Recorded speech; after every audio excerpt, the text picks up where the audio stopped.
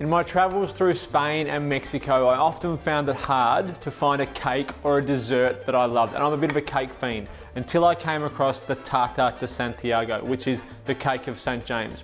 It's an almond cake that was designed to last a pilgrimage. So it's one of those cakes that will last a while, but I guarantee you, if you make it the way I do, it won't last in your house. Now, when I say make it the way I do, I don't really do it any different to the way they probably made it years and years and years ago. I just add a little bit more lemon zest and a little bit of vanilla, so it's not that different. So we're gonna make our cake like you normally would. Eggs go into our planetary mixer, 4 eggs in total, whole eggs. And as I said, this is a dish that was designed to last the journey. So almond cakes hold up really well to time. And I mean time on the road. So this was a cake that was normally baked before you headed off on a pilgrimage. It was packed into your luggage, into your rucksack.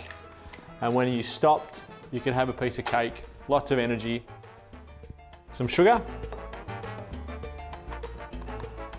And then we're just gonna beat that until it's nice and light and fluffy. And that was a cup of sugar to 4 eggs. You can see how light our eggs and sugar are now, so we can add in our butter, which is 175 grams, which is softened. So leave it out so it can get to room temperature half an hour before you start making this recipe. Then about 125 mils of water, slowly in, and then 125 grams of flour. Put our collar on.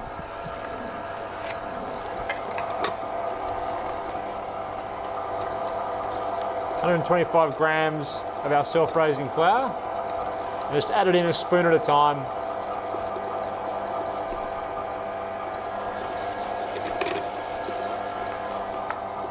And I'm going to let that come together for 2 or 3 minutes till everything's well combined, and then we'll add in our almond milk. So now for our almond milk. So I've got 200 grams of almond milk. Again, just a spoon at a time. I'll turn the speed right down. So this almond meal is what makes the cake a great stayer, which was perfect for long pilgrimages through Spain.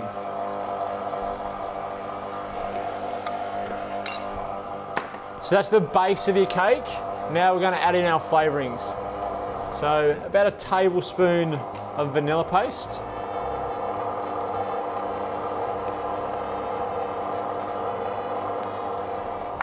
And the zest of 4 lemons. So I can take my collar off now. Zest my lemons.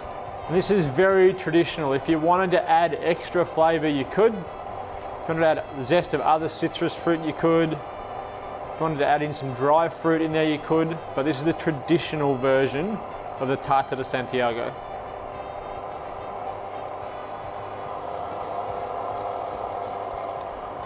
I'll just turn that off while I zest the rest of my lemons.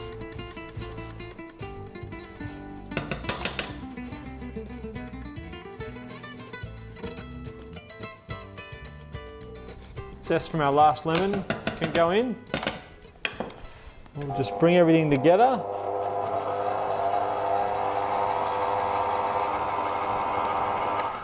Turn that off. And that's our cake made. Now, the almonds, as I said, really high in energy, really high in protein. So it was able to sustain the traveller for long periods of time while they were on the road. But it meant you couldn't eat it all in once. So you'd have a slice every time you stopped to make camp. You'd have a slice of your cake and it would get you through the long trip. All right, so I'm just going to line a round cake tin with some baking paper. So cut yourself a sheet of paper, and we're going to make same way we would go about making a cartouche for the lid on a pot. Once you cut it, fold it in half. fold it in half again, so you've got a square, and then into a triangle, and then keep working your way around. So another triangle, and then from there, measure out from the middle of your cake tin out to the edge, cut it there.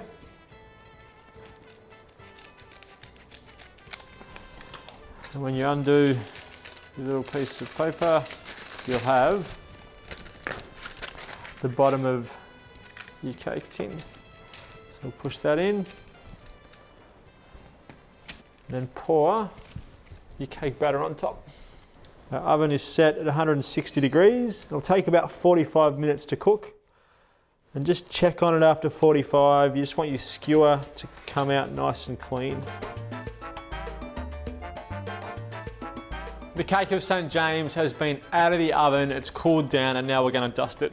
Now I've cut out a little stencil of the cross of St. James, which we're going to put on top of our cake.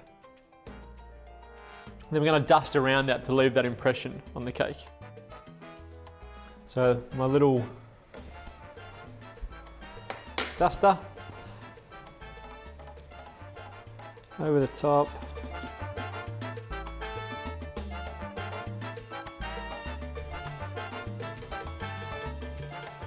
And not quite as good as I would hope, but you get the idea. You meant to have a little stencil on there. If I was still in MasterChef, I'd be worried I'd be going home, but luckily I'm not anymore. And it's going to taste good, so that's all that matters. They wouldn't have dusted it with the stencil on there when they were on their pilgrimage anyway, so that's what I'm going to say to get past my terrible stencil. So that's our Torta De Santiago. It tastes better than it looks.